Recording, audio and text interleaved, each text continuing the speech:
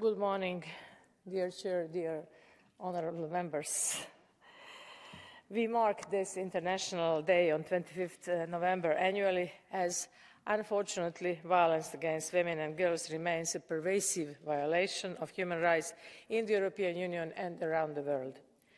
Violence against women and girls remains one of the least prosecuted crimes, and it is a key barrier to progressing on women's rights and to safeguarding the common values of our Union as a whole. I thank this House and its members for being a strong ally in keeping the eradication of violence against women and girls high on the European Union political agenda. Since the adoption of the Gender Equality Strategy in 2020, we have achieved significant progress in multiple areas of gender-based discrimination and equality, transforming our political commitments into meaningful actions. We remain inspired by the vision of a brighter future and present for women and girls in all their diversity, in particular those facing gender-based and domestic violence. This year, the European Union finally acceded to the Istanbul Convention, marking a major step forward in making Europe a safer place for women and girls. The European Union is now bound by ambitious and comprehensive standards to prevent and combat gender-based violence in judicial cooperation in criminal matters, asylum and non-refoulement, and in its public administration. But there is no single solution to such a deeply ingrained systematic issue. This is why our legislative proposal on combating violence against women and domestic violence is so important.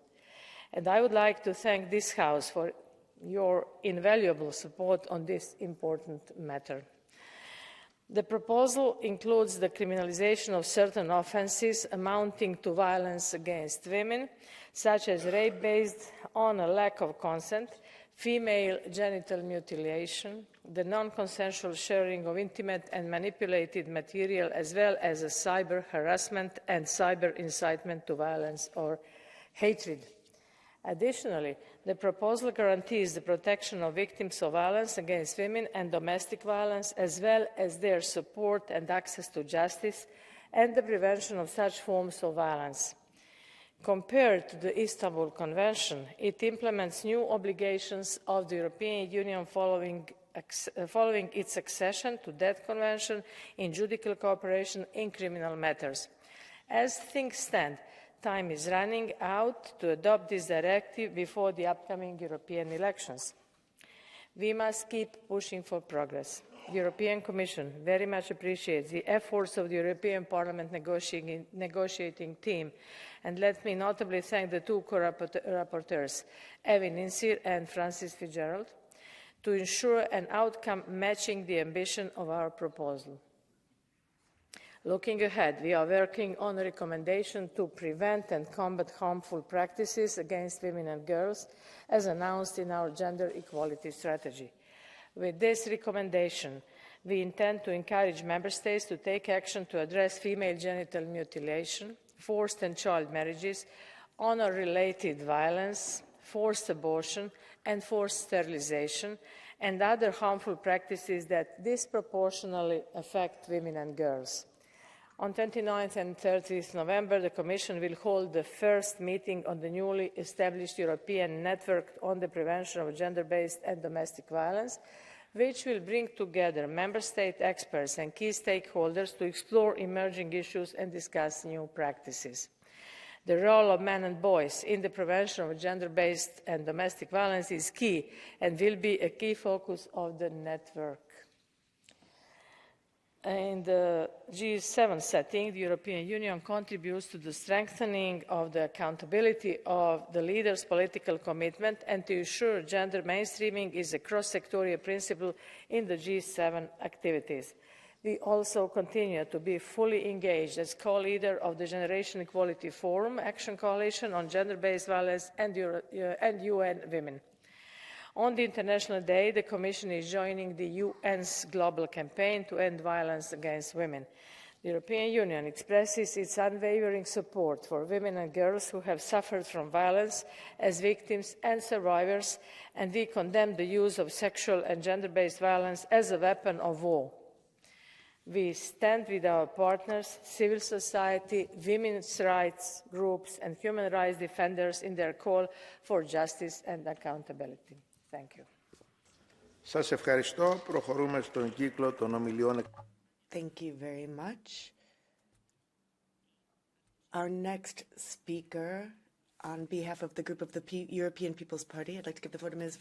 Fitzgerald. In 2019, we stand here to mark the International Day for the Elimination of Violence Against Women, which takes place on Saturday.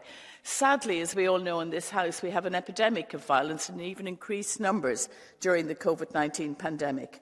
And I have to ask the question, is there another crime which is so widespread and which is so relatively ignored? If the same numbers who are victims of violence against women were victims of terrorism or gangland crime, I think we would have a much more robust response. There is legislative progress, and we know that. We've seen it in this House with Istanbul, hard won.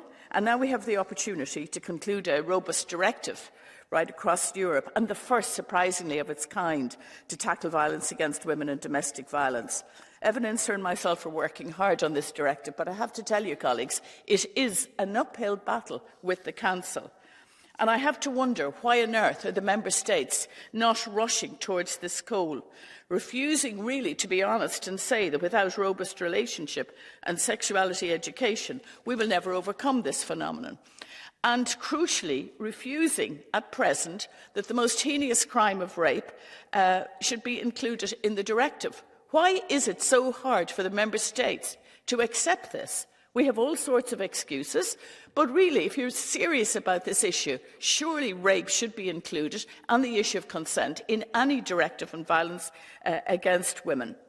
We know, of course, that these attitudes and issues we're dealing with are deeply embedded in our societies. We know there are many cultural issues, and we need to organise the way we shape our relationships and our power relationships in our countries. Much to do. But I do want to invite Council to adopt a very robust, comprehensive and committed directive that will engage all of society so that we can really begin to see a decrease in numbers, and so that maybe some years from now we will be able to say that Europe is the first continent to eradicate violence against women. Thank you.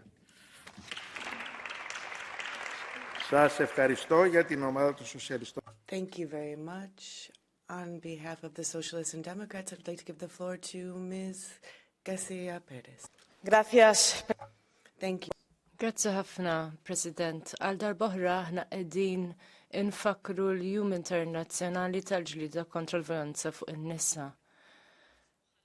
Nittama li xi darba ma jkollniex għalfejn noqogħdu nirrepetu dan id-dibattitu sena wara sena, mhux li kien, iżda in-nisa għadhom qed ikunu attakkati, violentati minħabba li huma nisa lura rridu.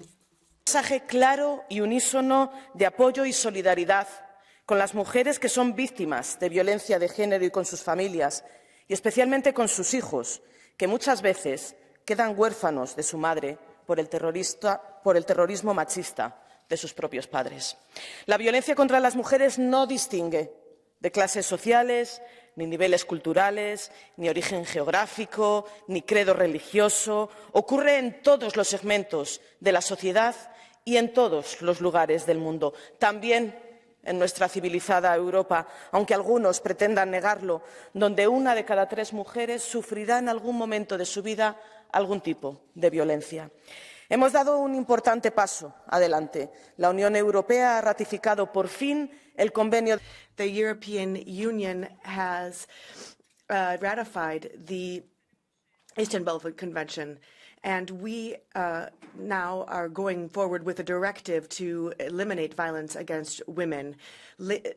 Ladies and gentlemen in the Council, we would like to just recall that your voice should join us in fighting violence against gender-based violence, keeping rape as one of the crimes. Only yes means yes. Consent, any sex without consent is a violation. Sexually exploiting a woman is not just selling their body. It also means that you force a woman to have sex without her consent. Let us not lose this opportunity to have a useful directive to protect all women who suffer from gender-based violence, especially those who have been raped. They cannot be left outside of the cover of this directive. We also have to make sure that we include it in the treaty, anything related to human trafficking and sexual exploitation of girls and women. President von der Leyen stated at the very outset of her term that she would come forward with this proposal. However, this proposal is just not enough. It's watered down. We need a proposal that includes hate crime, yes, but that also includes gender-based violence that is much more than just a hate crime. It is the violation of human rights, the most pervasive and persistent in the world. And it is a violation of equality between men and women. Only if we're able to do this will we be able to have a definition of gender equality that includes all types of crime that are punished uniformly throughout the EU, and that means that we can prosecute those responsible and protect the victims throughout the entire EU, and that make sure that no one remains in impunity.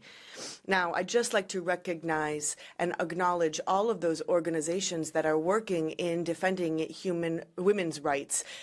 All of those organizations that are working to protect women who are victims of gender-based violence, and just also a chance to remember all of those who can no longer listen to this debate because their lives were lost to male terrorism. Thank you very much. Now, on behalf of Renew Europe, we'd like to give the floor to Mrs. Rodriguez-Ramos. Thank you. Another year. We're here to talk about this terrible tragedy, violence committed against women and girls throughout the world. This is a cruel reality. In the EU too, we have recent data. 50 women die at the hands of men every week. We know that we sorely need a directive to deal with gender-based violence. And I thought that our speeches today would celebrate this directive, but we can't do that. There's a reality that we have to speak out against in this hemicycle. There's no political drive in the Council to make progress on that directive. The path is littered with obstacles, and the problem is that rape isn't being included in the list of crimes, but it must be. Let me be crystal clear today. This Parliament won't give the green light to a directive which doesn't include rape as a crime. But there's a whole list of other reasons why we won't accept that, because that would disappoint millions of women throughout Europe. Many, many women's organizations who have been fighting hard for this directive. We won't offer them a toothless directive where no member state changes their legislation to afford greater protection, and where there are no internal changes. We want a directive that will protect women's lives. If we don't get that, then the message to the Council is clear. We will not accept that directive. Thank you. Thank you very much. On behalf of the Greens, Ms. Renke. Not one more, ni una más. And then there is another one, and another one, and another one. Like now in Italy, where a woman was brutally murdered. The suspect is her ex-partner, again. She is the 53rd case just in Italy, just this year. I don't know how you feel about this, but I'm fucking furious. Because men believe that they own their girlfriends, their daughters, their sisters, that they are the ones who can take decisions over their lives, their freedom, and their decisions. A belief that is so deeply rooted in patriarchal power systems. Every man who cannot accept that their wife wants a divorce and chooses violence. Every father who cannot accept that their daughter wants to choose freely what their job is going to be and chooses violence. Every ex-partner who cannot accept that their girlfriend has a new partner and chooses violence. All of these men are part of a bigger patriarchal problem. Our societies have to stand up to this violence. That is why the directive against gender-based violence is so urgently needed, including, of course, as the colleagues have said, a strong and comprehensive definition of rape. And let me tell you this. Since I can remember, there have been a number of member states who continuously told us all the things that we cannot do from the European level when it comes to gender-based violence, with legal arguments that have been proven wrong. The debate around the Istanbul Convention clearly shows if we in this Parliament give up the first time a member state raises legal concerns, we won't get anywhere. But if we fight, we can make it. The EU is going to accede to the Istanbul Convention, a success, colleagues, of this Parliament. And the EU is also going to adopt a strong legislation against gender-based violence. And again, it will be because of the work done in this Parliament, because we know that we owe this to the many victims of gender-based violence in Europe and all the other women living in Europe. We are going to continue this fight. We are not going to give up. Thank you very much. Thank you very much. Now, on behalf of the ECR, I'd like to give the floor to Ms. de la Pisa Carrion.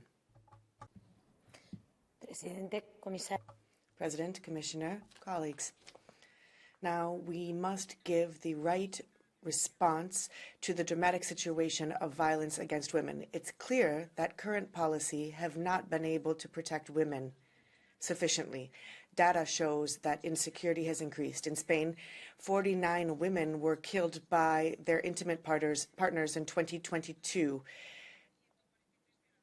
200,000 rapes and assaults as well in 2021. In 2023, some 1,000 rapists saw their sentences reduced. This is unacceptable. To have any violence based on gender and to simplify this to gender or a supposed patriarchy that pits men against women, other addictions, alcoholism, pornography, influence of cultures that do not respect women. In Spain, we have experience with this, some 20 years of gender radical laws, some of which that do not exist in any other country, and the result has been horrible. The idea of protecting women has violated principal rights of law, for example, equality before the law. In no civilized country would this be possible. Yes means yes, these laws have actually exposed women more, the C or C law in Spain. Now, what we need to say is that why in Spain do we have a radical gender law, and that does not put an end to violence nonetheless? So perhaps we should be looking at other things. Resources to protect those who are at risk, supporting safety on the streets, supporting victims of sexual violence, enhancing our model of a family life where women's place is enhanced. Make sure that we prosecute, make sure that sentences are served, and make sure that these people cannot go back to the streets and repeat their offense. And of course, update the laws that were supposed to eliminate, that should eliminate any bias. Thank you. Thank you very much. On behalf of the IDE group, Ms. Anderson, but I don't see here in the room. Therefore, I should like to give the floor to Ms. Aubry for the left. Le Président. Thank you, Chair. I thought that I was dying. This is what Jacinthe Rousseau said. She was drugged by a senator with a view to abusing of her. And what was the reaction of the senator, Joël Garriot? He said that his cat was dying. Yes, you did hear me. Because his cat was dying, he was authorized to attack woman. What level of impunity do we have to reach to dare to say something like this? Very often it's a question of power. Stéphane Coyer, a radio presenter, or other famous people have been prosecuted for violence, but it isn't just celebrities who are involved. Predators can be found everywhere, on the road, in our homes, at work, in intimacy. You can go from a simple comment to a physical attack. How many of us here have been victims of one of these types of attacks or aggression, dear colleagues? Generally speaking, this sort of debate brings together participants of the same gender. We're all women. And we still have to contend with this impunity. We will not let the patriarchy win. We have more than, we have thousands of cases every year. People want to exclude from our legislation the definition of rape. Now, whether Emmanuel Macron likes it or not, sexual relationships without consent are an offence, and we want this to be in the legislation. Women's bodies do not belong to you, nor does our consent belong to you. Thank you. Thank you very much. Now, the next speaker, on behalf of the non-attached members, Ms. Ferrara. Thank you.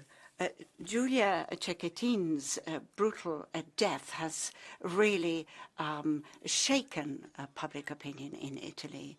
Giulia was denied her right to live. She was denied her future. She isn't the only one. In my country, more than 100 women have been victims since the beginning of the year. More than 80 were killed by members of their family or a person they had a relationship with. There are several parties, however, including those in government, who have proven that they're simply not adequate in dealing with women's rights.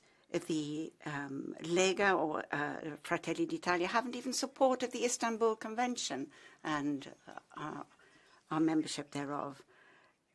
Rape is one of the most serious offences, the most serious violation of human rights. We have to do something about this on a preventative basis. We have to set up the appropriate preventive measures.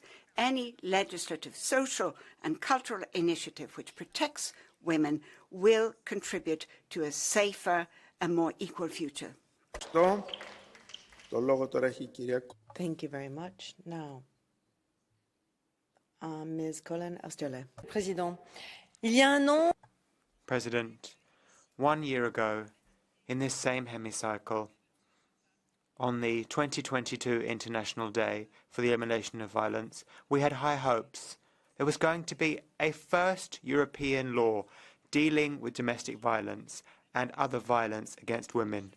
But every day, 7 women die at the hands of their partners. So where are we today? There are stormy debates between the Parliament and the Council.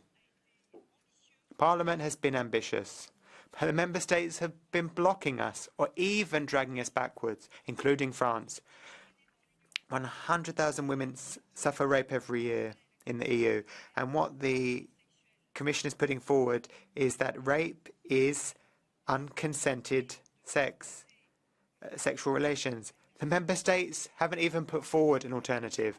They just removed the term rape from the text. There's no joint sanctions, there's no joint protection. It's gone. And another example, forced marriage. The Parliament wants that to be punished throughout the Union. Again, the Member States refuse. And then safe houses for women. We in the Parliament want to have a specific number related to the population.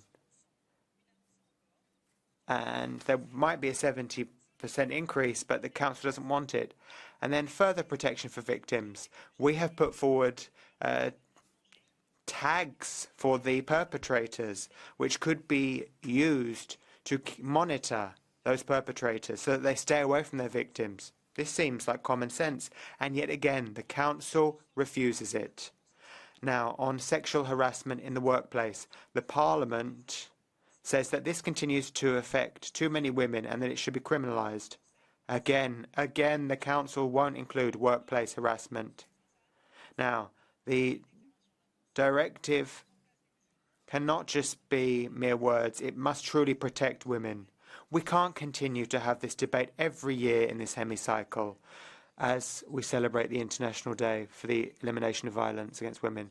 We now need to have action, not just words. We hear that Europe drags its feet. It's not the Parliament, though, that's dragging its feet. It's the heads of state and government who are dragging their feet. They are blocking. They refuse to make any progress due to a lack of political willingness. We won't have some kind of secondary or watered-down law. Thank you very much, Ms. Nsir.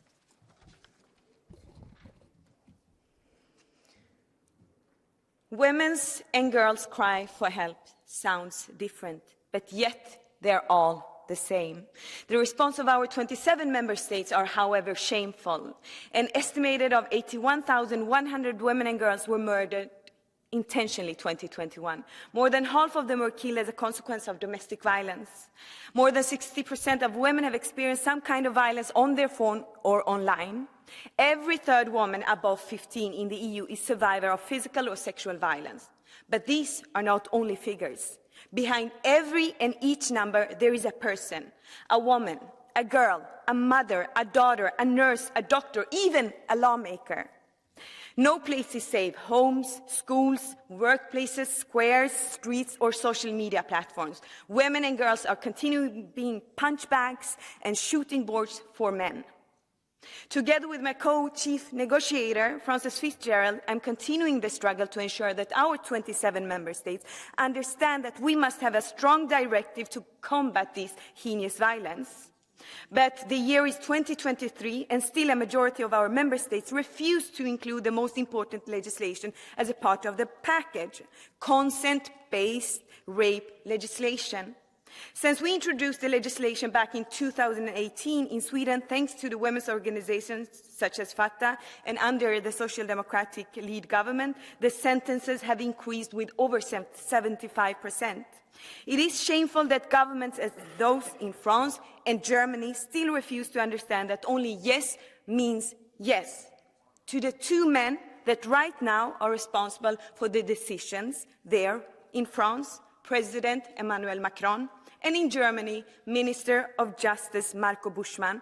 I want to say, how many more of us women must be killed before you stand on the right side of history and say only yes means yes?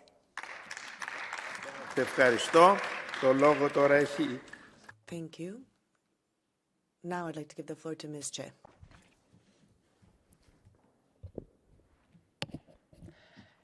In March 2013, Erika Renner took her dog for a walk. Her ex-partner ambushed her at her doorstep. He forcibly sedated her, stripped her, and poured lye on her genitalia, causing third-degree burns. She survived this brutal attack, only to face a different form of brutality from the authorities. Because despite clear evidence, the prosecutor tried to halt the case, perhaps not independently of the perpetrator's political connections. It took 8 long years of litigation to finally put him in prison. But he will soon be released, and Erika does not feel safe or supported. Recently, she said the following: "With years of therapy, I managed to process the crime, but not what the system did to me." Just stop and reflect on these words. Her dual trauma, from the vicious attack to the system's betrayal. A system that discredits her testimonies, that forced her to discuss intimate details with hostile or simply unprepared men. And on this International Day for the Elimination of Violence against Women, remember the story of this courageous woman. Erika is an EU citizen, and like all victims, she needs a much stronger European Union, an EU willing to push for comprehensive reforms to protect them. Thank you very much. Σας ευχαριστώ. Το λόγο έχει η κυρία Σπούρεκ. Thank you very much, and I'll give the floor to Ms. Spurek. Już piąty I ostatni raz. It is for the fifth and last time that we are meeting in this chamber on the occasion of the International Day for the Elimination of Violence against Women. But it is for the first time ever that we can say we have succeeded. We have successfully broadened the catalogue of rights and freedoms by adding this Istanbul Convention, which is a document concerning the rights of women who are targets of violence. Nevertheless, this ratification process was too lengthy. Women in Europe had to wait far too long to hear from their authorities that they are by their side, that they are on the side of women and not on the side of perpetrators. And this is not all. We need comprehensive legislation that would provide protection to each and every woman, protecting her against every kind of violence, gender-based, including rape and including cyber violence. A good and progressive directive could constitute such a legal act. This directive must not be the result of compromises between political parties. Violence against women is one of the most drastic forms and expressions of gender-based discrimination, whereas freedom and human rights are the fundamental values for our community. This is why the contents of this directive must be a manifesto for the European Union. We need to give a clear signal underscoring that the European Union is a world leader in terms of women's freedoms. There will be no European Union without equality and human rights. Thank you. Thank you very much. Now, Ms. Zalewska. Panie Przewodniczący, koleżanki. President, colleagues, indeed, it's the first time that we meet to call, to remember, to talk about statistics, to talk about violence. But what we should do for our mothers, sisters and colleagues to be next to them, with them every single day, and not only once a year. We should stand next to them and we should pressure our governments.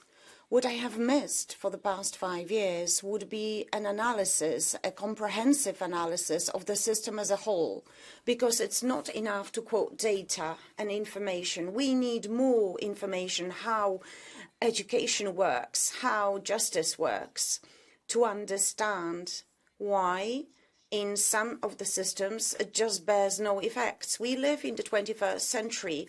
We have women who are educated, who know their value.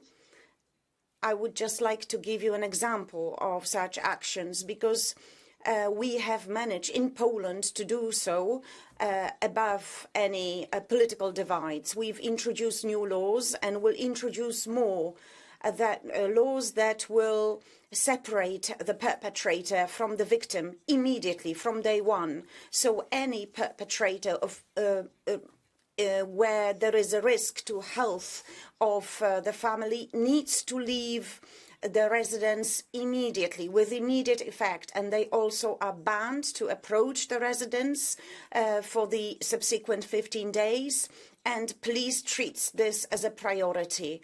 So there is new competence for our law and order forces, and they know that victims have been traumatized. So even when they are when they come to give testimony, they are provided with special care. This is what Poland has done. I hope that Europe will do it as well, with no divides. Thank you. Now, Ms. Ceccardi. Grazie, Presidente. Thank you, Chair.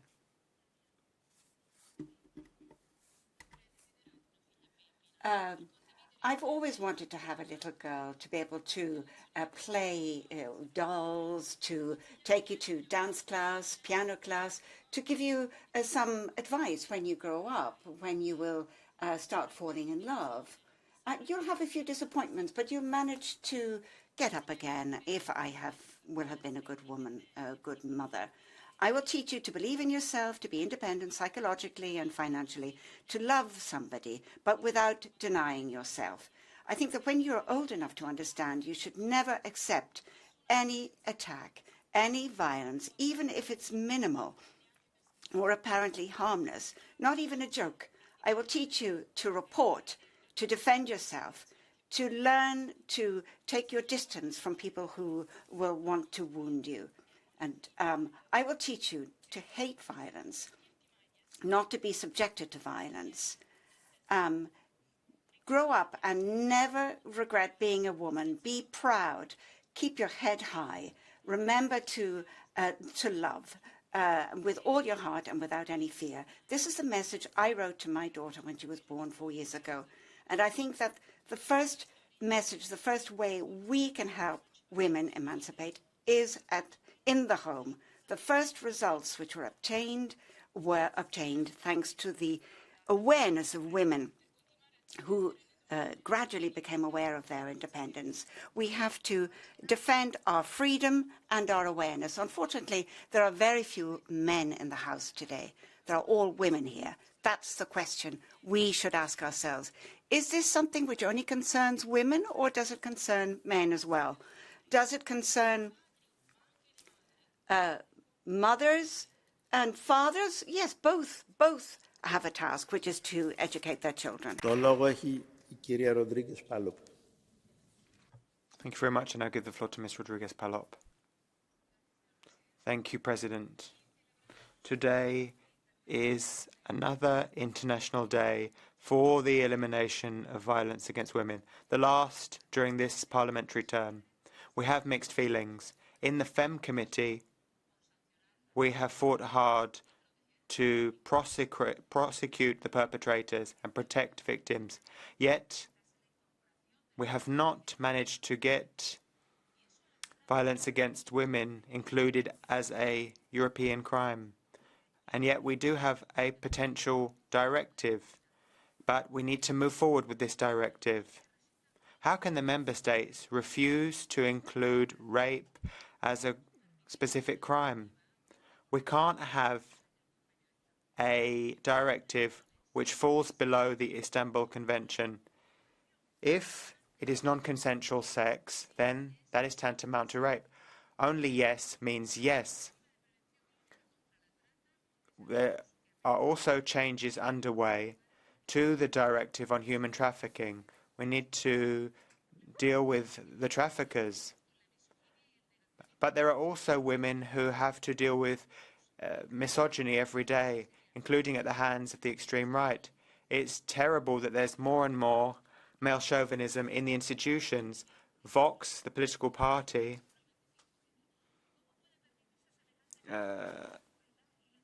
is teaching cruelty, and they are indifferent to the plight of women. We know that the achievements we've made are precarious, and there is a risk of backpedaling. But we as feminists will try to prevent that. Thank you very much. The next speaker is Mr. Castaldo. However, he's not here, so I give the floor to Ms. Stavrou. Αγαπητοί συνάδελφοι, σήμερα... Dear colleagues, today is the International Day for the Elimination of Violence against Women, and our duty is to unite against this type of violence. The European Union is united against violence against women. It's promoting policies which are to protect fundamental rights, particularly the fundamental rights of women. We have now joined the Istanbul Convention, which is designed to combat gender-based violence. This is a model for dealing with this offense. It also is a model which can be used in order to provide support to victims. This must be incorporated into our legislation. This is important if we are to protect women and they are to live in an environment without any fear, and they must be sure that their rights will be recognized. I would like to thank the colleagues working in the Committee for Gender Equality for their commitment. We would like to speak out against any form of violence and promote equality and respect for all women. Thank you. Thank you very much. Now, Ms. Picerno. Thank you very much, President. Colleagues, yet another year, and we are here, yet again, looking upsettedly with anger at the long, interminable list of women who have been killed, battered, annihilated, and to say to us yet again, time is running out, and to remind ourselves, to recall yet again that women are not dying because of a natural disaster. They're not dying because an earthquake brought them down or flooding. They are dying. They are being killed. All of them at the hands of men. Their intimate partners, their boyfriends, their ex-boyfriends, men. Here we're talking about murder. A crime committed against the victim. But here we know we have a group of women that are all victims. The victims are all women, and the perpetrators are all men, and these men need to be arrested. We need to stop that culture that feeds into this violence. And there's a clear name for this. It's patriarchy. Here we are yet again to recall the fact that for months and months we have been trying very hard to make progress on this work. This European Parliament is doing much, but it's not enough yet. It is not enough yet because we haven't got even a basic text, a reasonable one, a real basic one with two fundamental things. Without consent, it's violence, and that we have to make sure that that consent is the basis for the blood of our sisters that we can't just wash away, and the memory of them that we have to continue this fight for them, this struggle for them. We will do that, and with them we will change all. Thank you very much. The next speaker is Ms. Melchior. Thank you very much, colleagues. Thank you very much, Commissioner. I have a lovely speech with facts and information about the violence committed against women. But we know the facts. All of you in this room know about the hundreds and thousands of women that are being killed, that are being raped, that are being victims of violence. I don't need to repeat this to you. I want those of you that are not in the room today to take this seriously. And we are not moving in the right direction.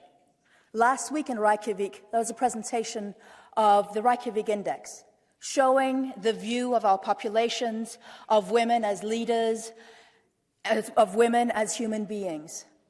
In the UK, in Canada, and in the US, this year there are less people in our population that respect women as equal human beings at the same level as men. We have a huge danger in front of us. We have authoritarian politicians that are attacking women as equal human beings, and we have center-right, center-left politicians that are afraid of their own values, that are afraid of standing up for the defense of women, and therefore are afraid of implementing the correct definition of rape, which is if there is no consent, there is no sexual intercourse, there is no sex, there is only rape. No means no, and yes means yes, and women are capable of giving consent, and men are capable of respecting it. Thank you. Thank you very much. The next speaker is Ms. Riba Ichiner. President, Commissioner, when we talk about gender-based violence, this is something concrete, tangible, present in our lives. 1 in 3 women and girls suffers this kind of violence. It's all around us. Thus, it's an obligation to root it out. And I must therefore speak out against the Council position. Their position on the future directive on violence against women. We can't accept European legislation which lacks ambition, European legislation which won't help us deal with this evil, and which doesn't include rape based on non-consensual sex as a crime. The EU just recently ratified the Istanbul Convention. That should be the baseline, the minimum standards, not the highest yardstick. And I see that the Council is sorely lacking today. I wish that Council would change its attitude and would be more constructive as part of a feminist Europe. And that's the Europe we're building with difficulty. Let's see what happens in the future negotiations. Hopefully we can have an agreement which will actually save lives. Thank you very much. The next speaker should be Mr. Teresh. However, he's not here, so I give the floor to Ms. Androuet. 4 août 2023, Cherbourg. On the 4th of August 2023 in Cherbourg, a gentleman was sentenced for sexual abuse of a sister who was only 12, and then he managed to get into a house and beat somebody up so much that she was totally injured, very seriously injured. And the people who had to look after her were reduced to tears. In Argenteuil, a gentleman entered the room of elderly women and attacked them sexually. He was known by the police for similar events, but he was released 48 hours afterwards. The two women died shortly after this violence. So this is the daily horror Europeans have to watch. Now attackers want to destroy and soil as well as enjoy themselves. What is really upsetting is that you are cowards. Migration has contributed considerably to the increase in sexual abuse over the past 10 years. They're guilty, but you're responsible. You're the people who allow them in, and you pass laws with the help of NGOs and subsidies. You are the people who are responsible. So if you want to see a drop in violence against women, then stem the inflow of these individuals who simply have no respect for women. Ms. Pereira.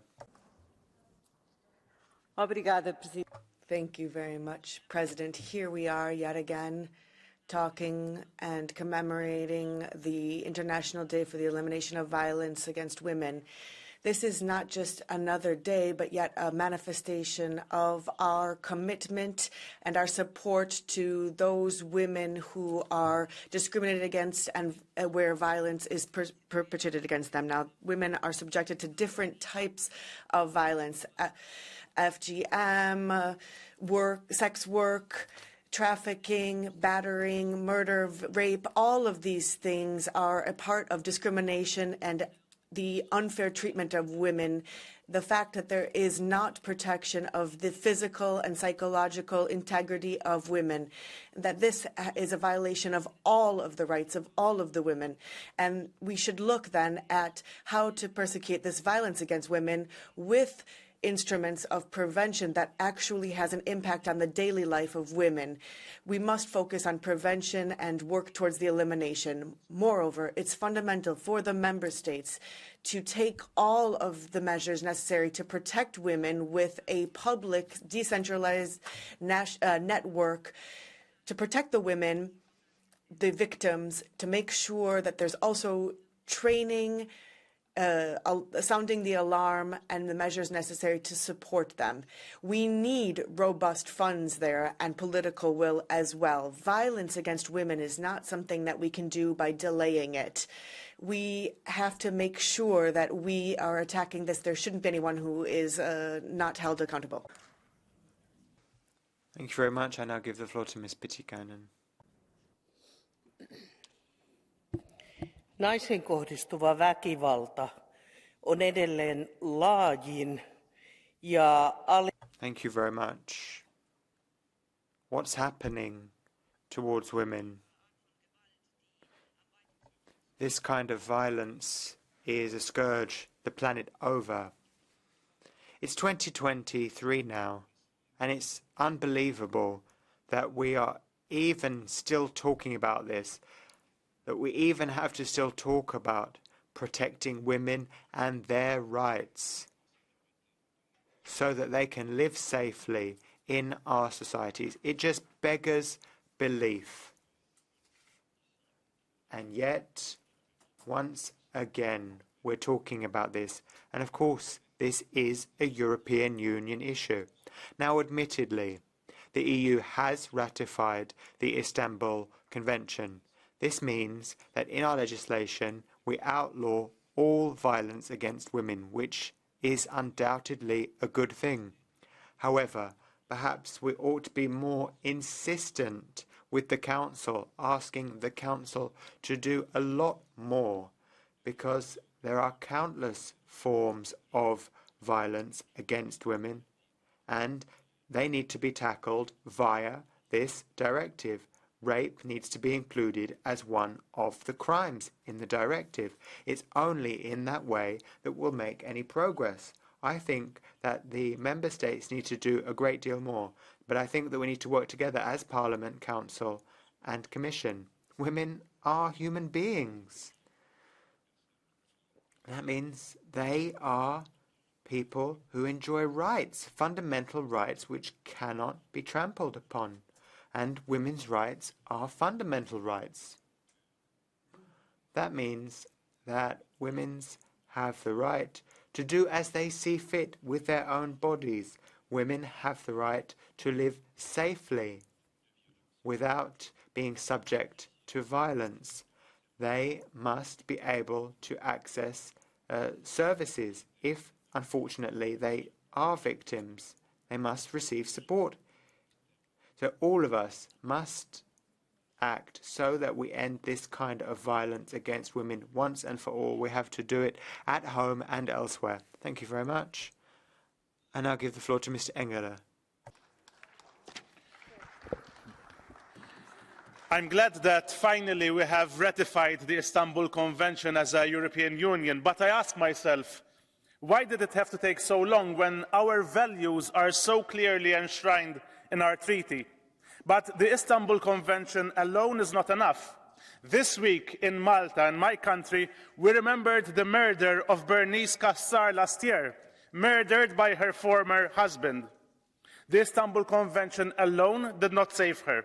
We need to change hearts and minds. We need to empower women and young girls in our schools. We need to give men and young boys a reality check.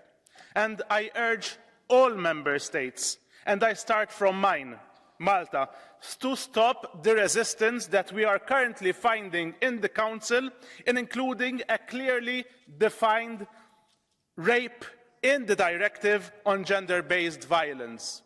Rape is a result of no consent, and this must be written down in the directive, and we need to do it now. So I start from my home country. We did it at home. Let's do it now in the European Union. Thank you. Σας ευχαριστώ. Και τώρα το λόγο έχει η κυρία Τολερέ. Thank you very much, and I'll give the floor to Ms. Tolere. Monsieur le Président, President, dear colleagues, every year we celebrate the International Day for the Elimination of Violence Against Women. And every year we realize that we haven't really made much progress. The number of women being killed is going up rather than going down. And yet many states have adopted measures stemming from the Istanbul Convention and have adopted bold legislation, and the European directive will be a step in the right direction against gender-based violence. But let's look at the hemicycle today. There are very few men here. They do not come along to express their indignation. So above and beyond laws and standards, what we really need is a cultural revolution. When will we see men demonstrating against gender-based violence on our streets? Everything begins at school. There are courses organized in some countries. Could I ask the Commission about how that type of measure could be made more European? Because our children have to learn, no, possession, control, jealousy are not tantamount to love. It's the legacy of a male-based society, which we have to fight against. Everybody has to fight against this. Thank you. Το λόγο έχει τώρα η κυρία Κούνκε.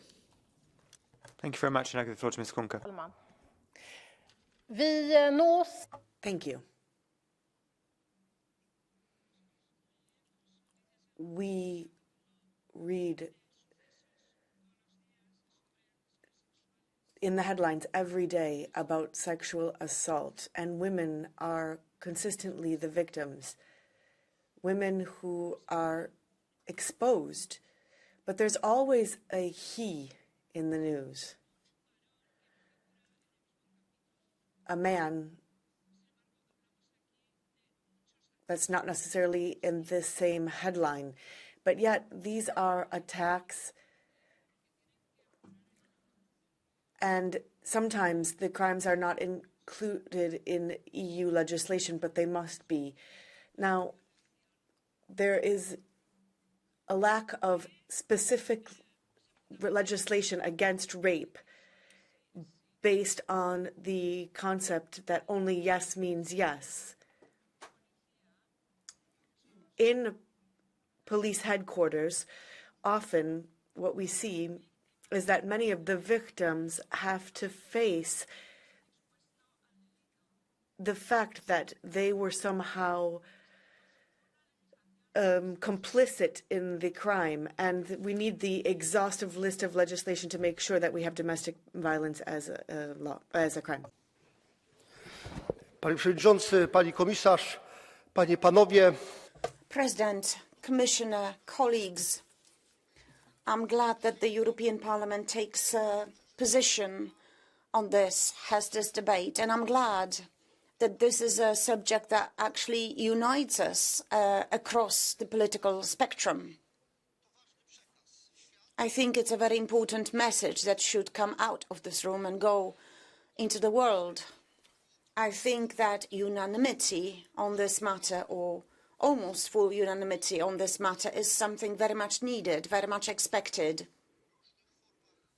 We can talk about various forms of violence. Sometimes it's systemic violence. Sometimes in some countries of Africa or Asia, it's the type of violence that maybe is rooted to some extent in some cultures or cultural aspects, but it still constitutes violence. And in the 21st century, we should state it very clearly. It is violence, even if it's culturally motivated or rooted in culture. We should definitely say no to this form of violence, even if it's socially accepted in some areas. So I'm glad we have this message today. Thank you. Thank you very much. And now, Mr. Ryan. President, colleagues, today is the International Day for the Elimination of Violence Against Women. Like every year, we have nice, warm words, but they don't help. It gets worse. There are more murders, there's more rape, there's more domestic violence, more group rape, and FGM as well. And who is doing this? Men, but often they're migrants. Men who were on the streets in Germany and they celebrated Hamas. They celebrated group rape and people being headed, even babies. And in Essen, where I'm from, there were 3,000 Islamists on the street, 3,000, who said, "We hate Jews." They said, "We hate gays." They made it clear that they think women are useless and worthless. If you want to protect women, then you have to act and send them back, because these people shouldn't be in Europe or Germany. You have a blue card from Mr. Botos. Do you accept it? There is a blue card from Mr. Potos. Do you accept it? Mr. Rail, last time I asked a question, I asked it in German, but now please put on your headphones to listen to Romanian, my mother tongue. It is a pity that you in this debate should have this hate speech, because this hate speech leads to this violence that you're talking about. It is a pity for the Parliament and for this particular day that you should do this to this very important debate. You should be ashamed of yourself. Mr. Rell, you have 30 seconds for your answer. Massenvergewaltigung. Mass rape and the beheading of women. We have to be able to speak about that openly, even in this Parliament. I just simply won't tolerate that. Thank you. Το λόγο τώρα έχει η κυρία Κουντουρά για 1 λεπτό. Thank you. And now we have Kondura for 1 minute. Κύριε Πρόεδρε, η έμφυλη βία είναι η πιο ακραία μορφή ανισότητας σε βάρος των γυναικών και παραβίασης των θεμελιωδών δικαιωμάτων τους. Thank you, President. The violation of the fundamental rights of women takes place every day. 1 out of 3 women has been subject to some sort of physical or psychological violence by their partner or their former partner, and 2 out of 3 do not report this. And this violence, which is at the very root of the patriarchal society, is linked to the idea that women are inferior to men. We need to correct this mindset. We need to ensure that violence perpetrated against women is done away with. We need to protect victims and victims' children in order to ensure that society does progress and grow. We have to ensure that rape is clearly recognized as an offence. No is no. Thank you. Το λόγο τώρα έχει η κυρία Εσταράς Φεραγκούτ. Gracias, presidente. La violencia contra las mujeres. Thank you, President. Violence against women is a serious violation of human rights.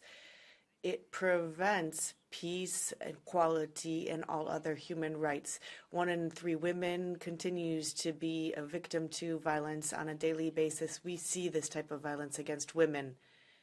Now, Europe has ratified the Istanbul Convention and the roadmap, and now we're working on a directive on the elimination of violence against women. So a global, overarching response. And it's important for the EP's vote to be factored in the Council's position. Now, when we have a lack of political will, we need to make sure that we have a societal awareness of what we need to do to fight this. And that's precisely what we're doing. That's what's happened. In Spain, what we saw was that some 1,200 saw their sentence reduced and many rapists were freed. Meanwhile, we see the number of women that are being killed is increasing. The law that meant that all of this took place took months to be changed, and more than 5 years has been without any consequence. Now, this sends a message to the world that it is not a priority to save women's lives or to protect their rights. Now, the message has not been clear about the yes means yes. In fact, the Spanish message has not been clear whatsoever, and Ms. Garcia Perez should take full measure of this. What we see in the government in Spain, that there is an ideological position, and this is the wrong way forward. Many of those who are sitting here in this chamber haven't even spoken out on this subject, and many of them haven't done anything to change the situation. I should like to conclude. Now, the European Parliament had a mission to look at this subject in Spain, amongst other things. And the conclusion of this, from this mission, with the consent of the FEM group and the left group, have been paralyzed. I would like this to change. The rights of women do not have any, there's no ideology that underpins that. Thank you. Thank you. And now, Madam Regner. Dankeschön, Herr Präsident. Thank you, President. Vice President, colleagues, I have a short but simple message. We in the Parliament are against the systematic violence committed towards women. We want a package that will protect women from violence. And of course, you need to include rape on the list of crimes. Let me remind you,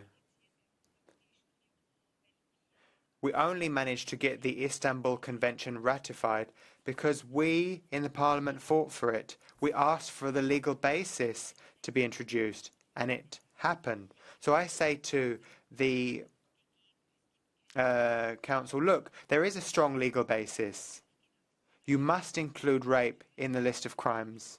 And of course, to include rape, well, yes is yes. That's the definition. So I turn to the Council. Please accept your responsibility. There is systematic violence committed against women, and we've got to end it once and for all. Thank you. Mr. Georgia has the floor. Let's tell the truth. Half of Europeans are second-hand citizens right now. Half of Europeans get paid less for equal work. Half of Europeans are being harassed on a daily basis. Half of Europeans are being harassed, abused, killed. And there isn't a huge punishment for perpetrators. These are Europeans that go to school, that go to work, that pay taxes, that raise their children. These are the daughters, the wives, the mothers of all of us.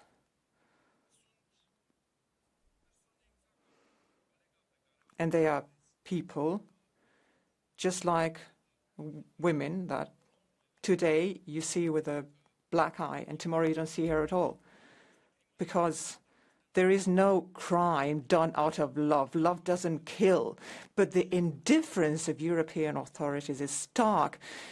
And these shouldn't be just empty words. We need a relentless justice against the harassers, against the rapists, and a ruthless justice against the criminals. Otherwise, we will not do anything.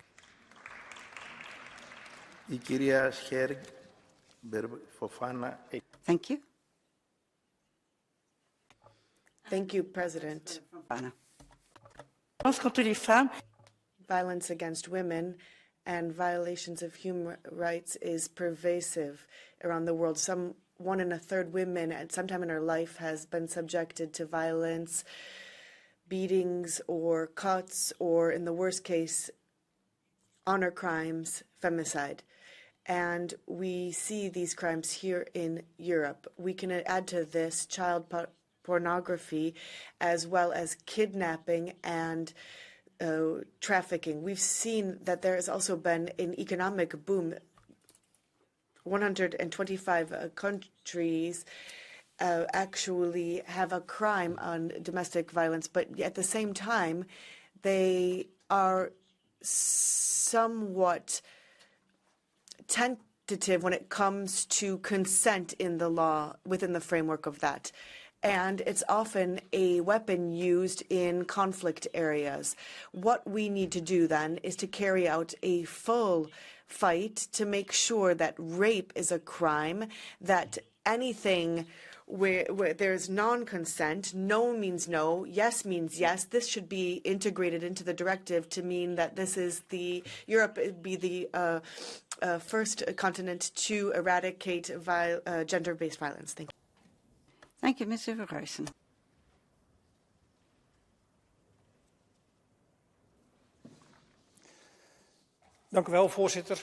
Thank you, President, Madam Commissioner, dear colleagues. In the Netherlands, there are people who keep guard by abortion centres very often. They're volunteers who tell women that there are alternatives. They provide help, be it financial, practical, social or psychological. They provide help to mothers and their children, and this is the way lives are saved. And at the moment, there are negotiations on a directive to combat violence against women and domestic violence. Now, this is a very important topic. It's a very important legislative proposal. But there is, in the mandate of the European Parliament, there is a mandate to prevent abortion being called an offence. So if I am talking with a woman who is thinking about abortion, and if I suggest to her that she think about alternatives to abortion, surely I will not be liable to be prosecuted. That cannot be true. So somebody who would try to protect the unborn child, someone who would try to prepare to help a woman in need, if these people are not allowed to provide this help, surely that is a ruthless tactic. So I think that this part of the package should be reviewed. What we have in front of us in this provision is simply without any hope. Thank you. Ms.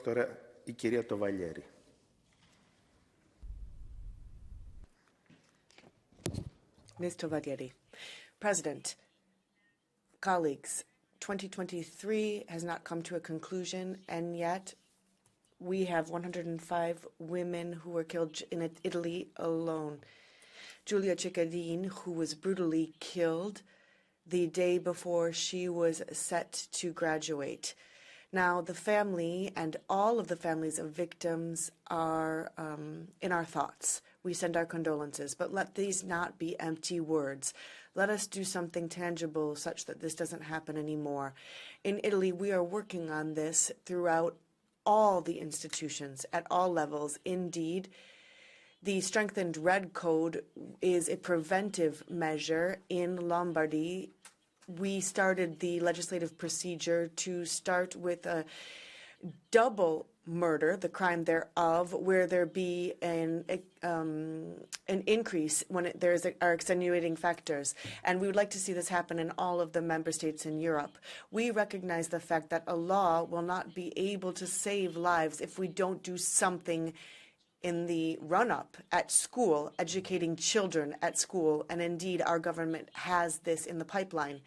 Moreover, we have to fight patriarchy. Now, the left, you've heard well. For once, we agree with you. Let us fight the patriarchy, but the real one of Islamism. With you would like to see women who would be subjected, would wear a headscarf, and would not be freed. Thank you, Mr. Bjork.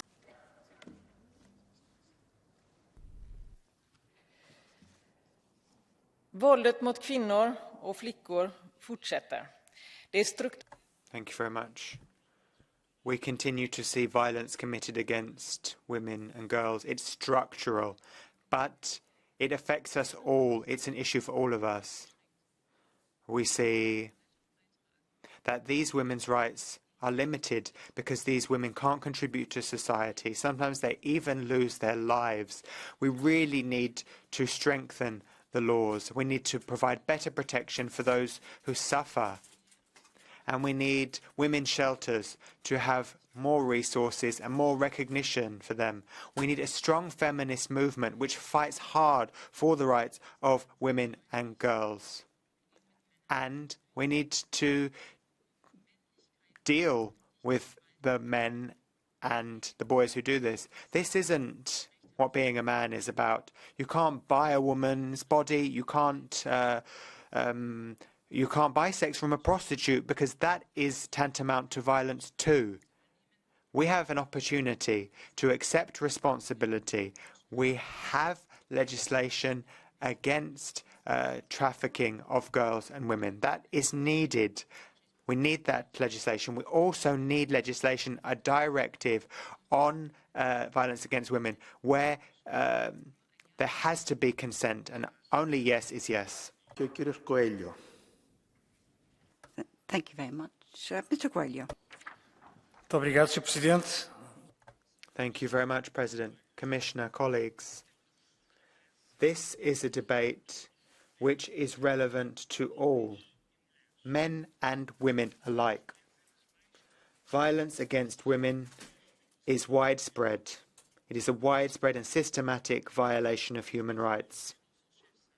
And it happens in the EU too. Unfortunately, 1 in 3 women has suffered physical or sexual violence, often at the hands of an intimate partner. Now, the EU does have various initiatives and various actions that it has taken, but the figures are alarming. And the problem has various forms: physical, emotional, financial, reproductive, and even online. This violence also has a major impact on society as well, estimated at 290 billion euros per year in the EU. The UN instruments, as well as Council of Europe instruments, are extremely important, as is the Istanbul Convention. However, we also need to have an overall holistic policy involving all stakeholders.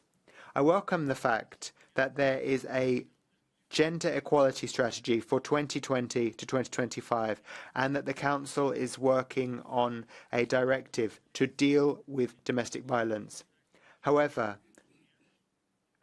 there are similarities between the national policies on combating violence, but the Member States have different approaches despite having similar legislation. We need more Europe so that we can end violence against women. Thank you. Thank you, Ms. Kohout. Prawo antyprzemocowe. The anti-violence law from Katowice to Lisbon. Together with Madam Kokalari, we made sure that the Istanbul Convention is adopted across Europe. A Social Democrat and a PPE member, the Liberals, the Left, the Conservatives, the Greens, all together. However, this is not enough. What we need is an ambitious gender directive that would fight gender-based violence. Let's look at Poland. As you know, we recently had elections. We had an impressive turnout. So many women went to vote, and actually it was the votes of women that changed the situation. So with abortion, we won't be letting go either. The left has already submitted a new proposal of law when it comes to abortion, for instance. We know it's a right of every woman, irrespective of whether Mr. Kaczyński like it or not. Madam Bilbao Barandica. El terrorismo. Domestic terrorism kills thousands of women every year and hundreds of the children, boys and girls. All of this is based on discrimination and prejudices that have been instilled in people's minds subconsciously, and that is why we have an urgent responsibility. We have to identify and combat any inequality, to learn and to teach how to eradicate that in our daily lives. Now, we have to assume the fact that equality is a basic tenet of our quality of rule of life and acting accordingly. So we have to work to fight the abuse of power, domination, and the prejudice that drive the murders of women, and denounce, for example, the early consumption of pornography that occupies the area that has been left free by hypocritical, prudish opposition to sexual education in school. Support training of police, judges, victim care units, gender violence, join the demonstrations condemning sexist crimes, rebel against all of those laws that would curtail women's rights, that threaten our sexual and reproductive health. On our path to equality, any stop is a step backwards. In a Europe of values, no member state can turn its back on the Istanbul Convention. Thank you. Thank you, Madam Miranda. Muito obrigada, Presidente. Comissária. President, Commissioner, 51 women died in Spain at the hands of men this year. This is just the tip of the iceberg. The misogyny that is deeply rooted in our society. Lives destroyed by male chauvinism. On the 25th of November, we speak out against feminicide, and this cross-cutting violence. Some of this violence is visible, some of it is invisible and hidden. This violence is present, and there are thousands of complaints against this kind of violence in Galicia every year. But we see how the extreme right instrumentalizes this debate. We need to put on our purple glasses so that we can detect this kind of violence. Only in that way can we have a more egalitarian society here in Europe and throughout the world. Feminism in Galicia will not go away. Thank you. Thank you, Mr. David. Vážený pane předsedající. President, the European Union seems to be wishing to fail because it sets unachievable objectives. Violence can be contained but not eliminated. The root causes for violence against women are twofold: aggression due to hormones and antisocial and primitive behavior due to failed upbringing. Some individuals cannot be disciplined and are not affected by punishment, however harsh it may be. If the declared ambition were lower, more realistic, that is to reduce violence against women, then we should focus on education towards respect and without abusing physical strength.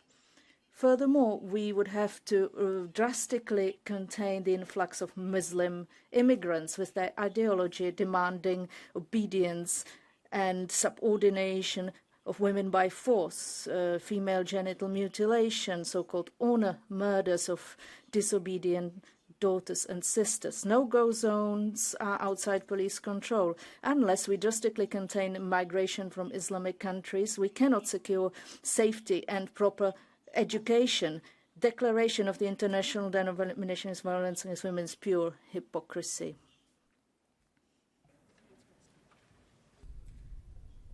Madam Watch. There will always be more tears, more women murdered by their partners, women kidnapped and tortured in war zones, women raped by strangers, femicide, female genital mutilation, sexual assault, revenge porn, online abuse. Women live in fear. Irish woman Aisling Murphy went for a very simple run on a bright Wednesday afternoon in January, and she was one of 12 women murdered in Ireland last year. Every year, we shed tears over senseless and inhumane acts of violence against women, and there's times where I wonder, have we become desensitized to it all? Certainly, my colleague who spoke before me has no emotion at all towards it, or women who lose their lives. Many women no longer feel safe when they're out for a walk or waiting for a bus. For many, home is not even safe. Most of us know someone who's been sexually assaulted.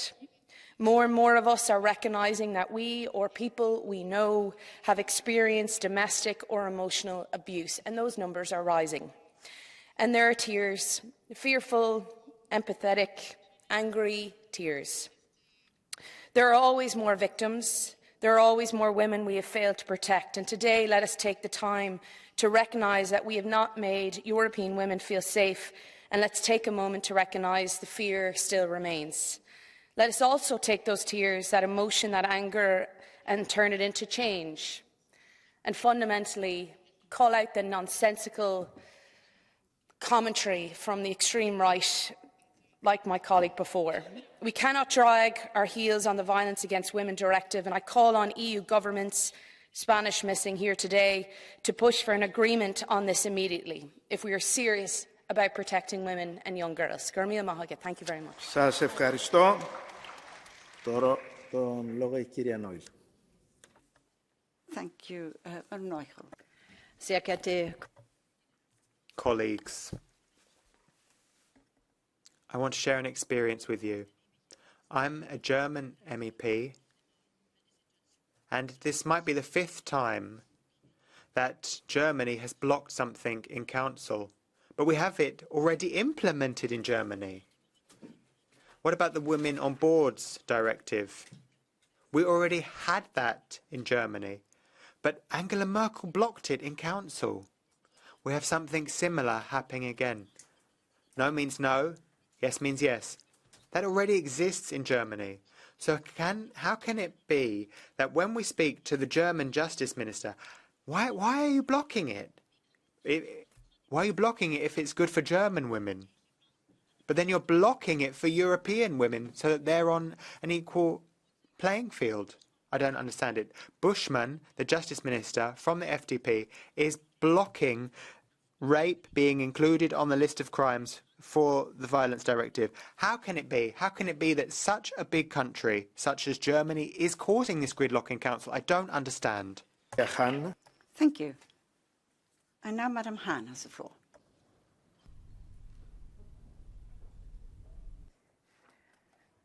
Kollegen, wir haben heute schon gehört, wie viel Colleagues, we've heard that violence has so many different faces, and I want to talk in particular about digital violence.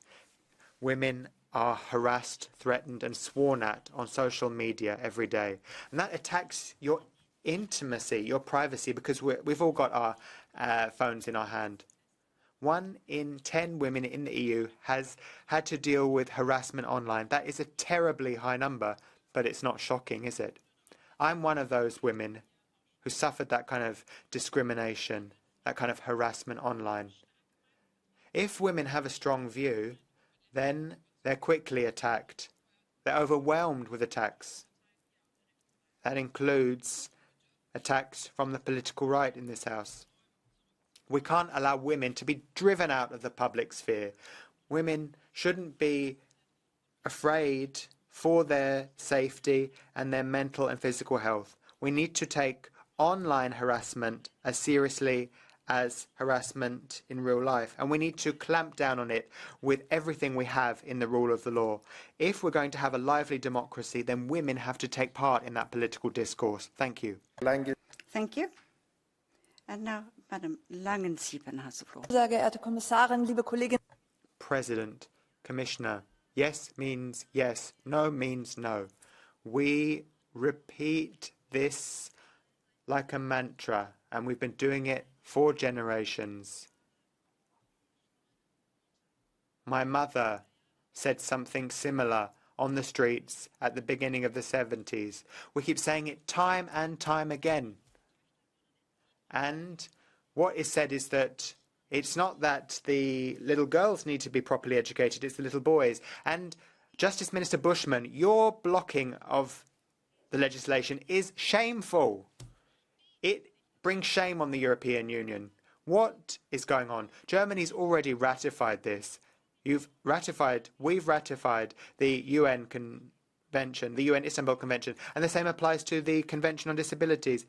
Many women who have a disability have also suffered domestic violence or gender-based violence too. And then Justice Minister Bushman is throwing a spanner in the wheel, saying that there's no legal basis. But that is a lie.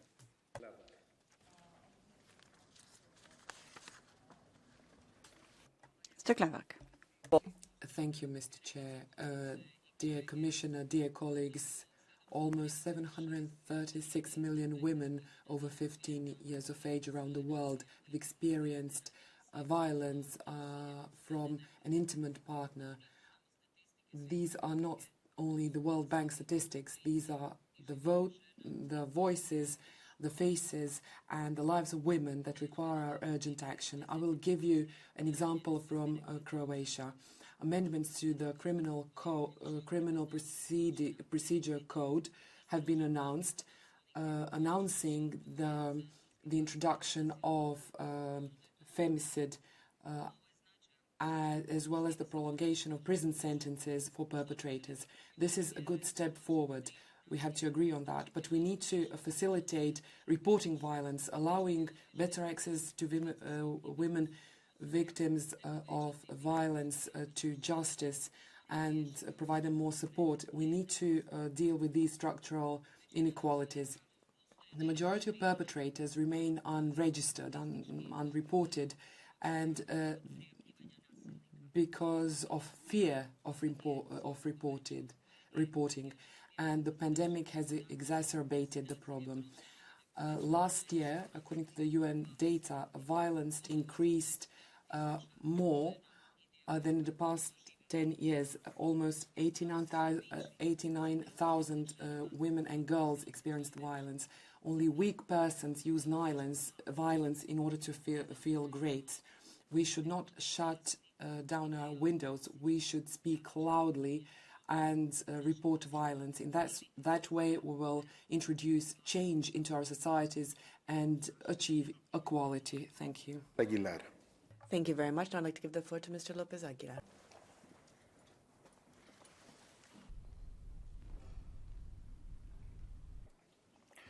Gracias. Thank you, President. Commissioner, here in the European Parliament, we are discussing the International Day for the Elimination of All Violence Against Women.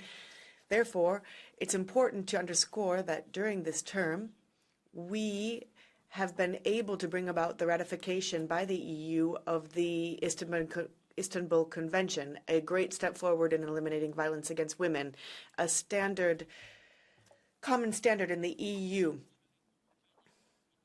And there are countries like Spain which are really spearheading this effort. Some are behind. But we should look at the legislative effort that we're carrying out. This directive on the protection of victims and the directive on violence against women, these should be completed before the end of our term. And the implementation also of the human trafficking to assist victims in work trafficking, but also sexual trafficking and prostitution that takes place in the European Union. Obviously, the EU needs to legislate determinedly against this. Now, this work shows the fact that we need to complete the Convention on the Human Rights to make sure that there is no discrimination or violence against women, that would then be considered a violation of human rights fully. Thank you. Bom dia, colegas. Good morning, colleagues. The next speaker is Mr. Botuș. Mulțumesc, domnule vicepreședinte. Thank you, Mr. Vice President of the Commission, ladies and gentlemen. Over 50% of the EU population, 225 million people, are women.